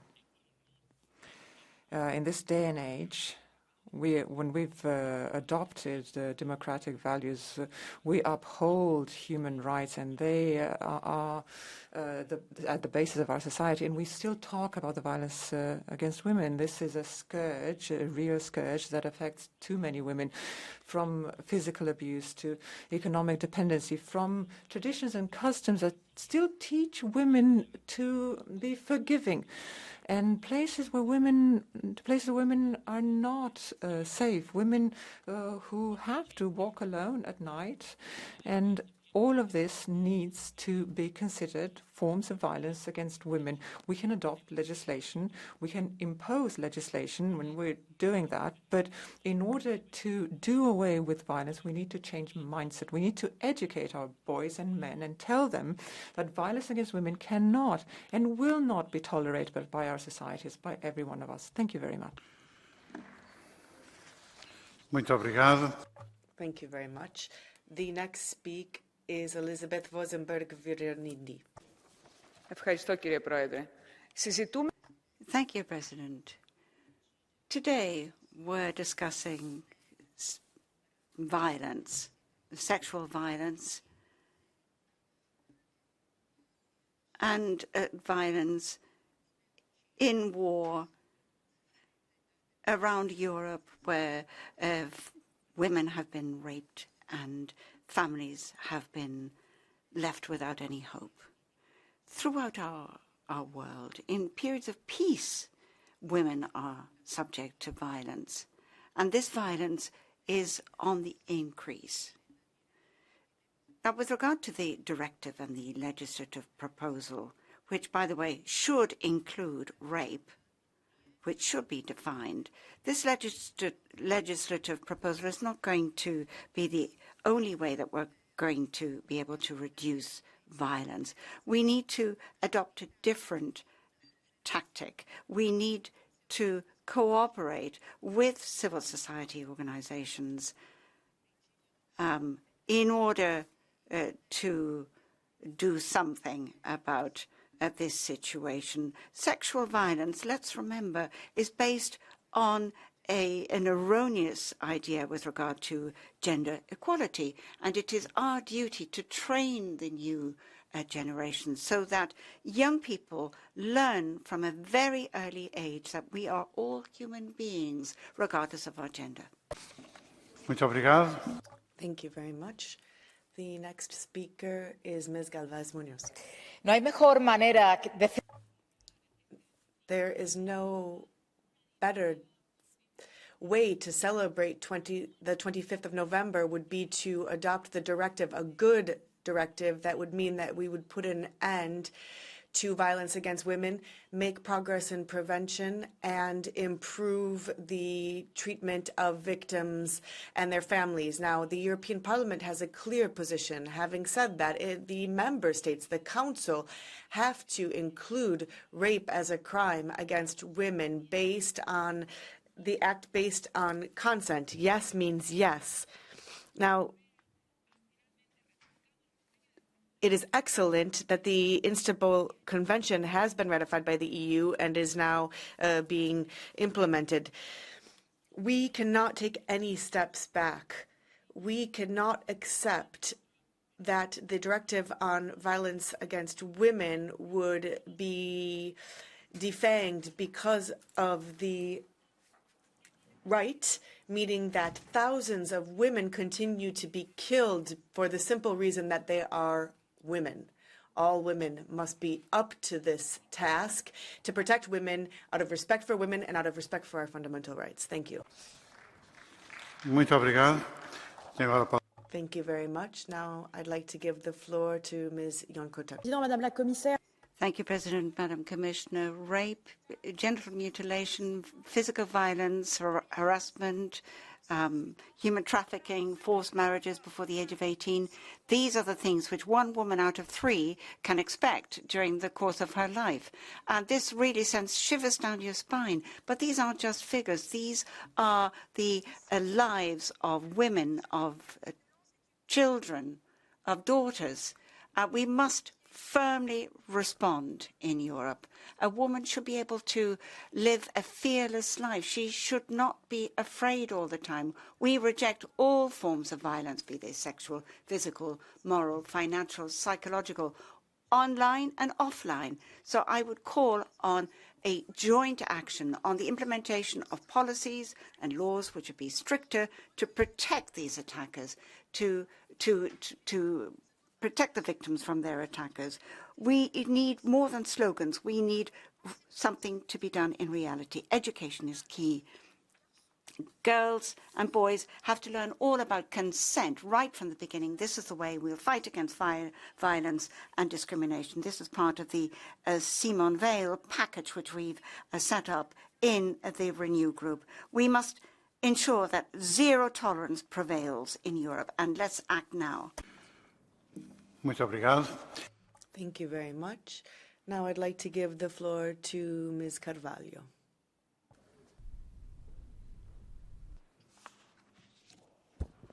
Caro Presidente, cara Comissária, caros... Commissioner, colleagues, since the beginning of this year, 15 women in my country died at the hands of their current partner or a former partner. Last year, there were 22 femicides.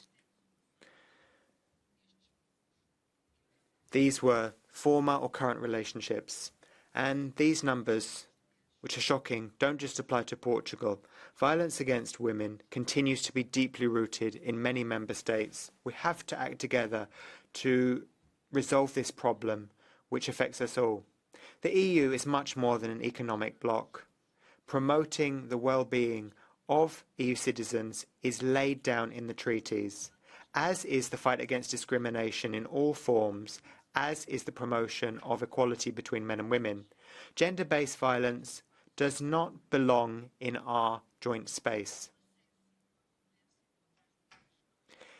Anyone who acts violently towards women is doing something unacceptable, and that applies to what happens within our borders and outside our borders.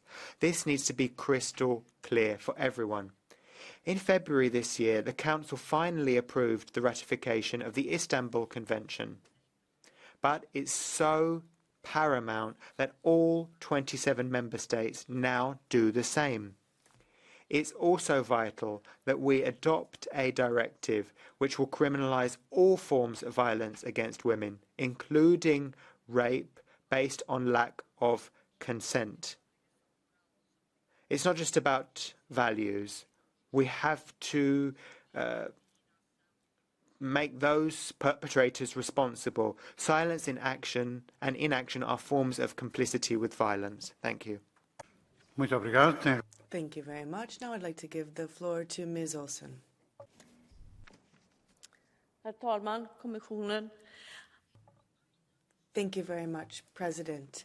Commission.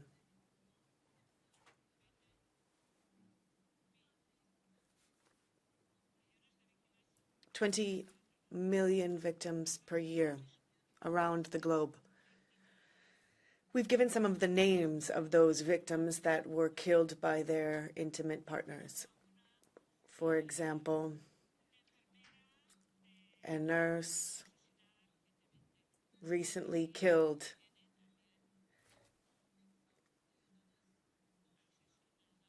A long list of women, including Corinne, who was killed by her husband. Now, there were 4 women that were recently killed by their partners in Sweden. On a daily basis, 50 women die on a day in Europe for the simple fact that they are women. Now, this could also happen, no doubt, in front of the children. We must stop this. Better EU legislation to eliminate violence against women is needed. Thank you. Now, thank you very much. I'd like to give the floor to Ms. Semedo. Home should be where one feels and is safe. But for many women, it is a place of fear and insecurity. They are afraid for their lives and the lives of their children. Domestic violence is not always visible, and victims are often afraid to speak out, to seek help, and afraid of the consequences if finally they would manage to escape. On the day for the elimination of violence against women, my message is clear. Domestic violence is a crime, and it is a human right to be protected from it everywhere. And we must move forward with legislation. That's why I call upon the 6 EU member states that refused so far to ratify the Istanbul Convention to protect women everywhere. And to the victims, you are not alone. Don't feel embarrassed. Don't hide. Speak out. I want you safe. I want you alive. Thank you. Muito obrigado. Thank you very much. I'd like to give the floor to Ms. Kluna. President, and on this International Day, when we remember violence against women and we acknowledge that it does exist, we should think of all those women and young girls in war-torn conflict areas who are victims of unspeakable torture and violence. Violence against women in all its forms is a weapon of war and is being used as we speak today as a weapon. And here in Europe, 1 in 3 women has experienced physical and or sexual violence. Many of it goes unreported due to issues such as silence, stigma, and the reluctance to share because of its reception in our societies. It is crucial that we break barriers to ensure effective intervention. And the Istanbul Convention was designed to do that. All its requirements would need to be implemented across the European Union, and all Member States need to recognise that. The Convention recognises all forms of violence, psychological, stalking, physical, sexual, including rape, and sexual harassment. We need to provide support for victims of violence and help them to engage with our legal services, to share their stories, and we thank all those who have come forward, who have been brave. They have empowered others. They've also shone a light on the issues surrounding violence against women, particularly in the area of rape and sexual assault. So today, we think of all those women who are victims of violence and assault in our communities, and we call on all Member States to ratify the Istanbul Convention. Muito obrigado. Thank you very much. Now I'd like to give the floor to Mr. Matic.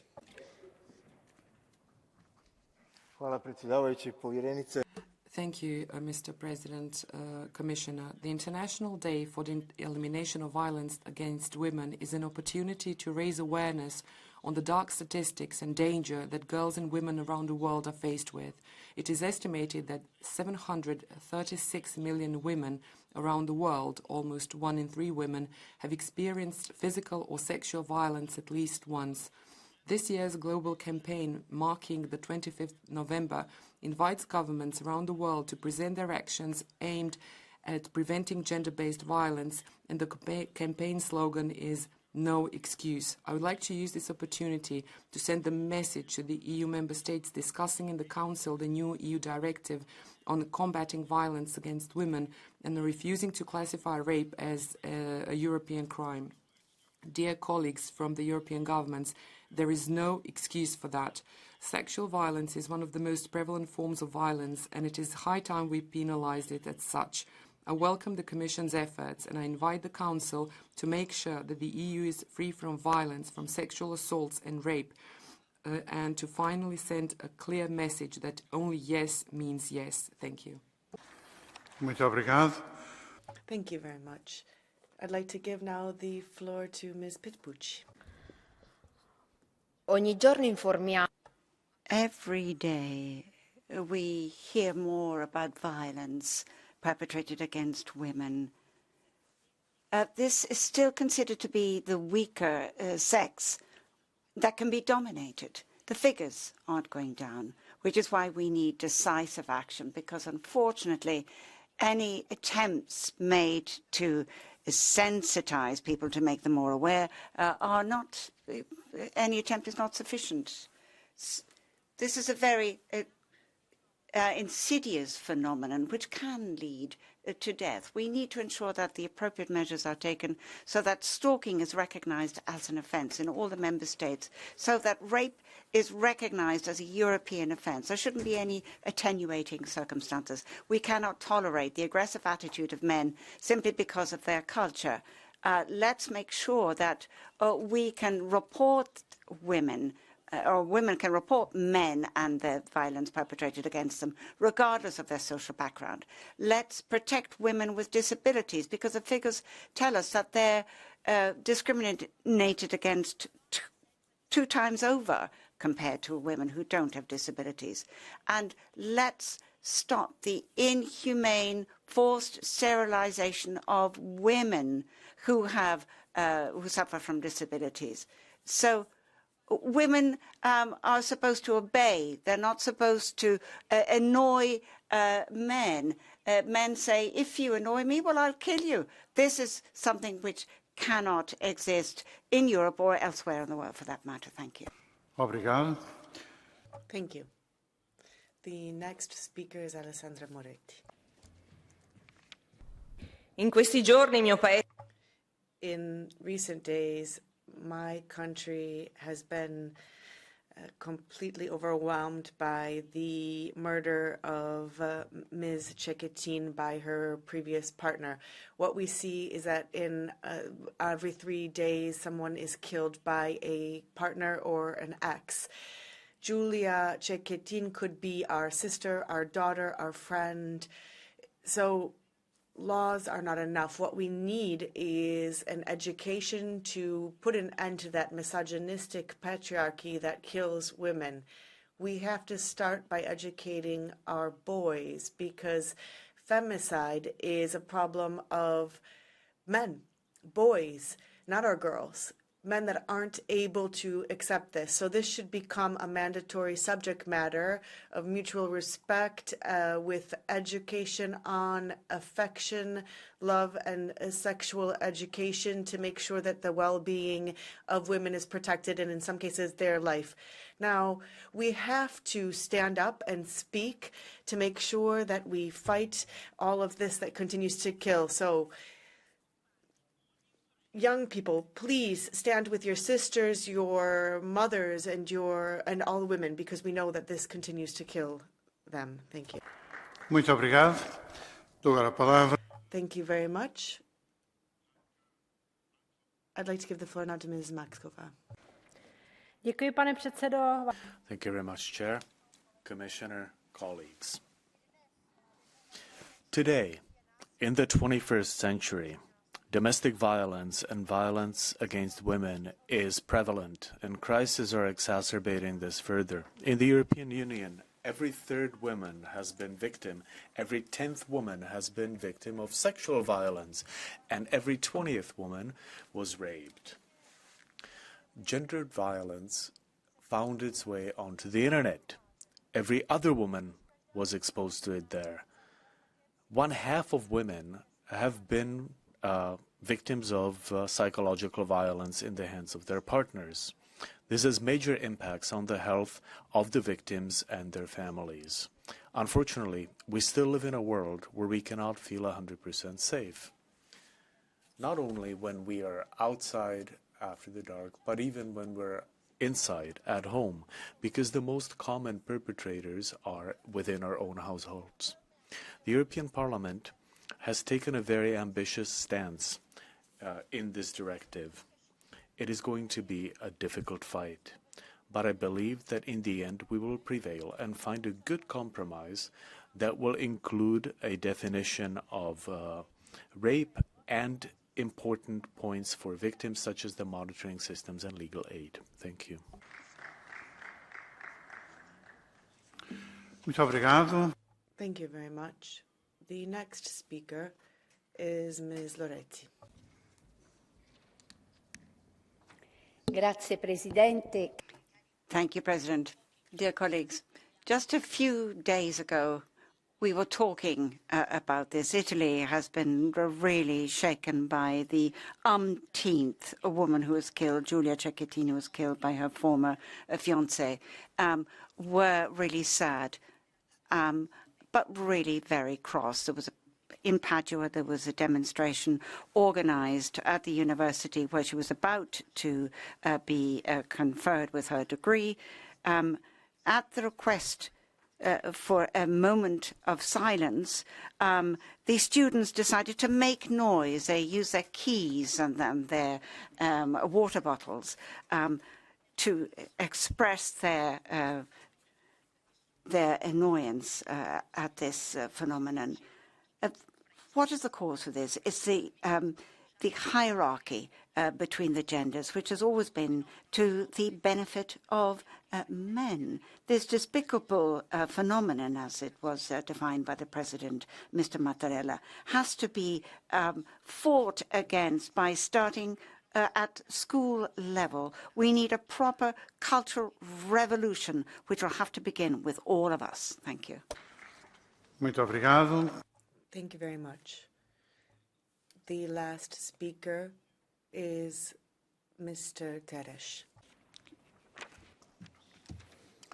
Dear colleagues, it is odd to hear left-wing MEPs today pretending to care about violence against women when, in fact, they constantly vote to undermining the identity, safety and protection offered to women by the law.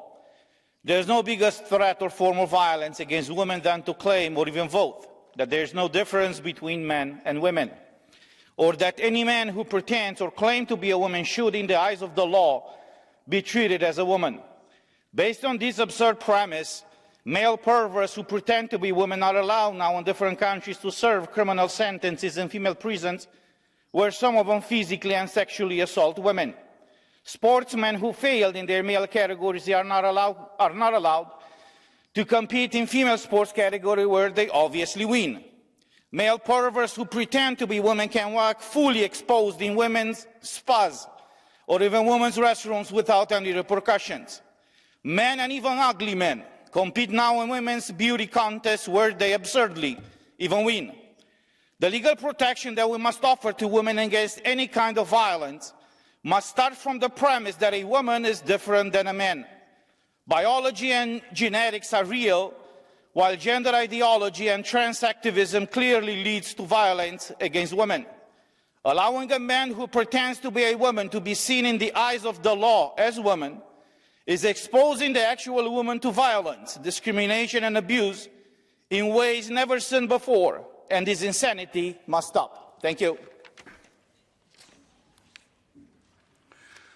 Thank you very much. We come now to the Catch the Eye procedure. I've got 7 requests, and if you all stick to the allocated time, I can give the floor to you all. So I will begin by Caterina Kinichi.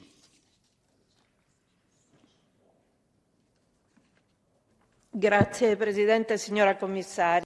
Thank you, President, Commissioner.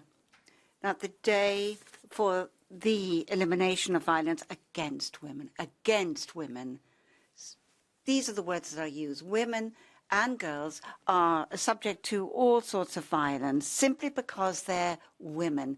Now, the reality of the figures in the world and in the European Union is simply dramatic. Now, Giulia Cecchettin's fate, and I would like to thank President Metsola for having mentioned her in the House here. She could have been one of us.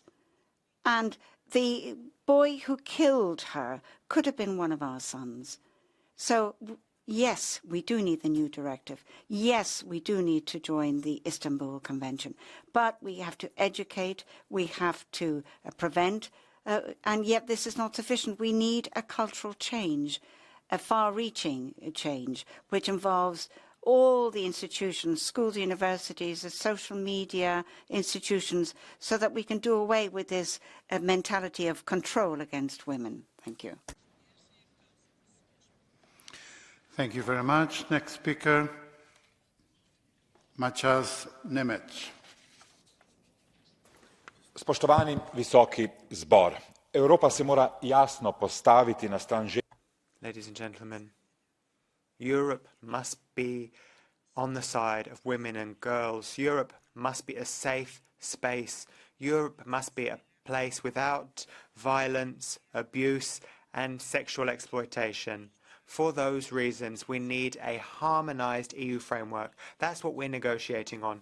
On the table, we have a directive on gender-based violence and domestic violence. The European Parliament has been very progressive in its stance on that directive, which must, of course, be in line with the Istanbul Convention. And rape, of course, must be listed as an offence under that directive. Only yes means yes. And, of course, any sexual relation must be based upon consent. However, there are some member states who do not want the offence of rape to be subject to a harmonised definition across the EU. We in Slovenia have a law which means that only yes means yes. Other countries should follow suit and provide this legal protection. Thank you very much. That needs to happen before the end of this parliamentary term. Thank you very much. Next speaker, Barry Andrews. President, Commissioner and colleagues, the murder of Ashling Murphy in January 2022 forced a collective reckoning with violence against women that is anything but random. Over 1 year on from Ashling's death and ahead of the International Day for the Elimination of Violence against Women, we must ask ourselves what has changed for the women of Ireland. According to Women's Aid, 244 women have died violently in Ireland since 1996.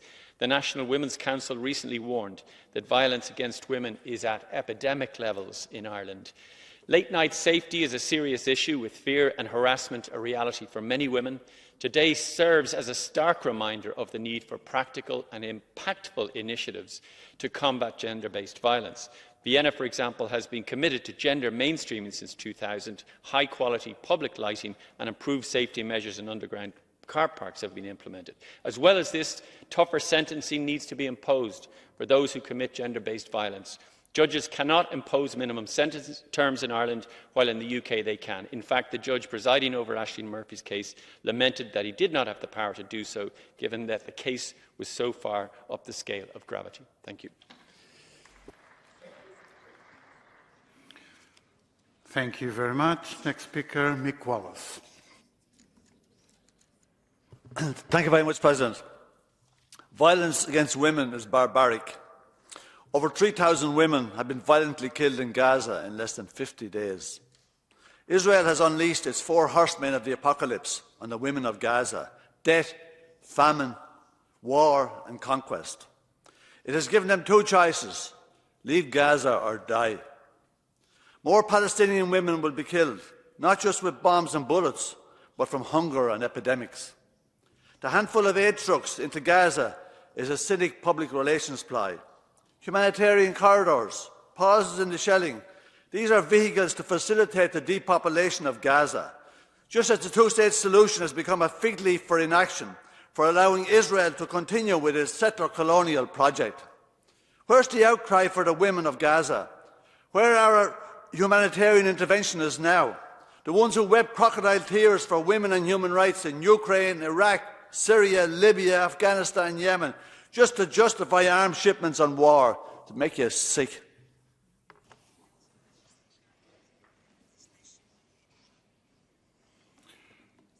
Thank you very much.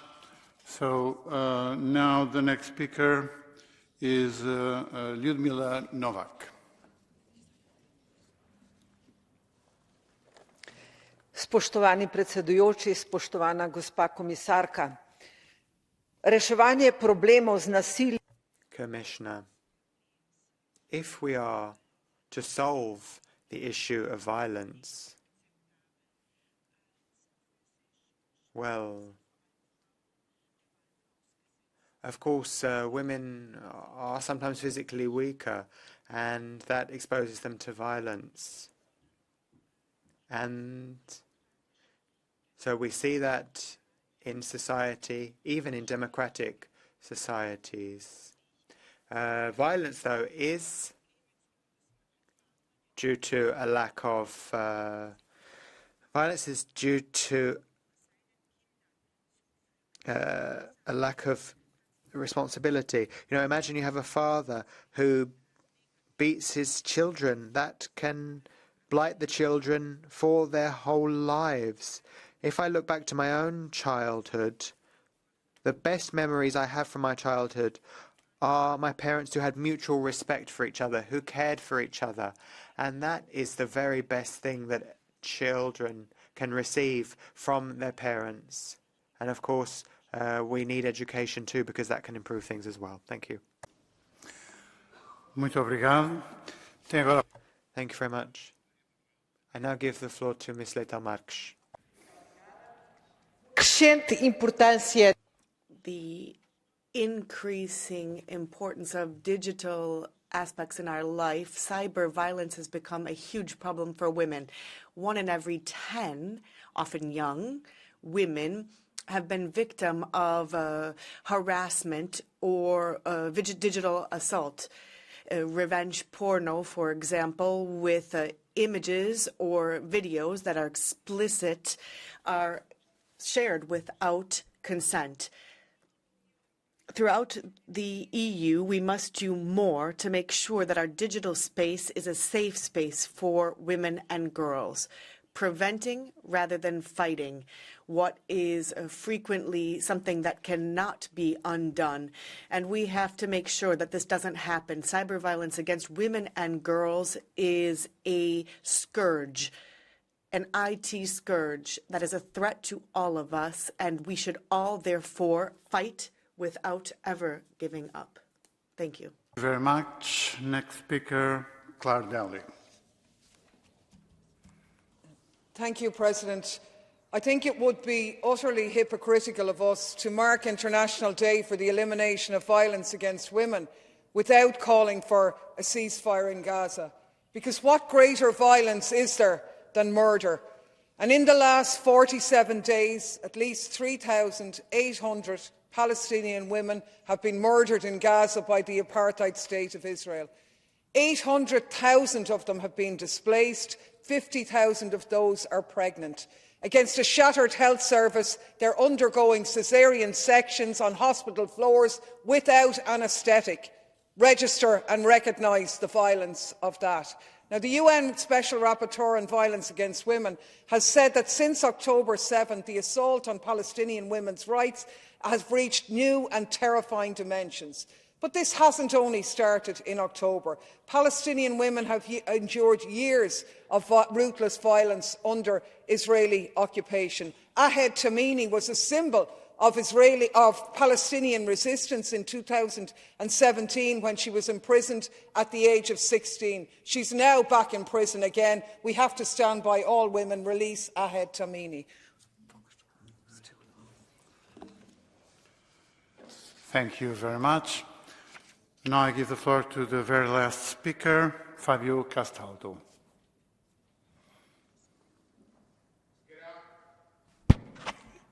Grazie, Presidente.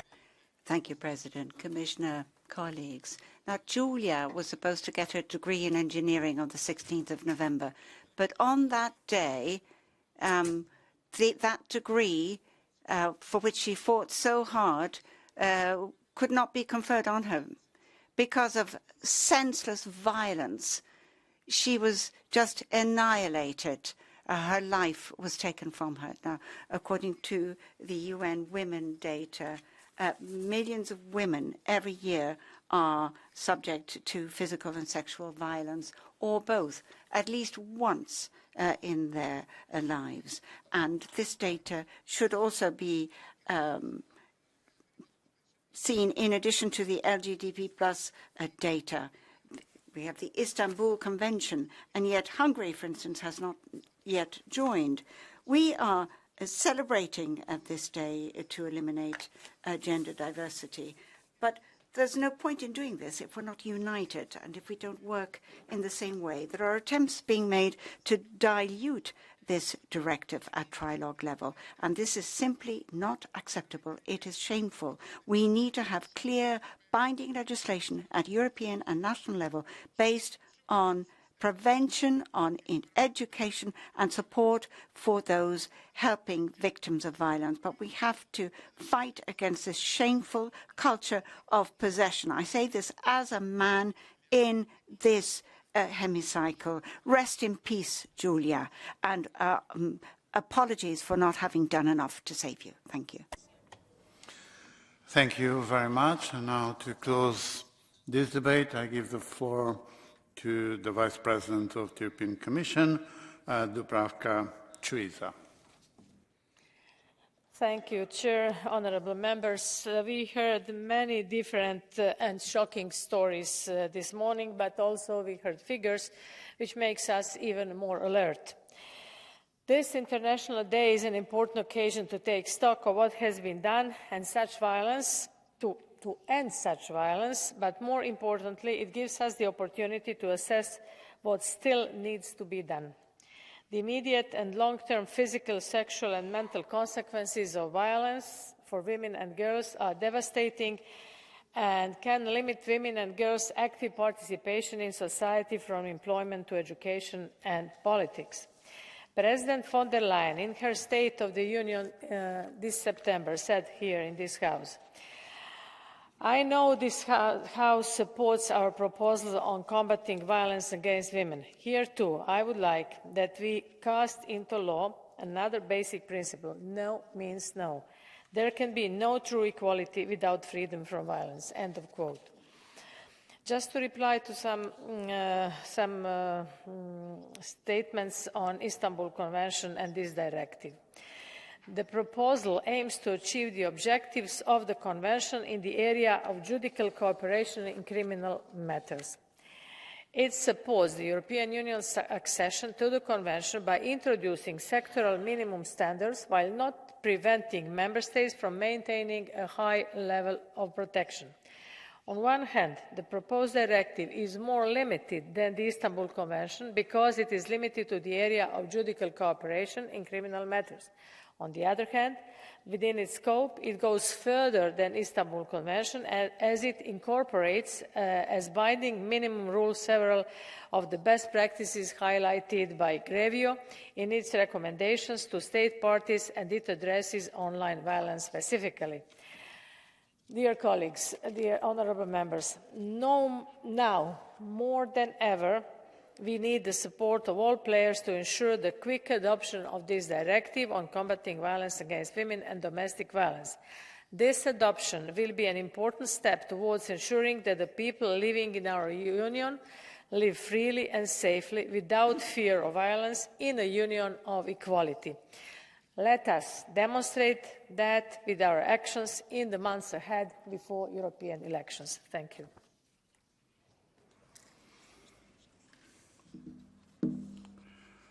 Muito obrigado. Thank you very much. The debate is now closed. The next item on the agenda is the following.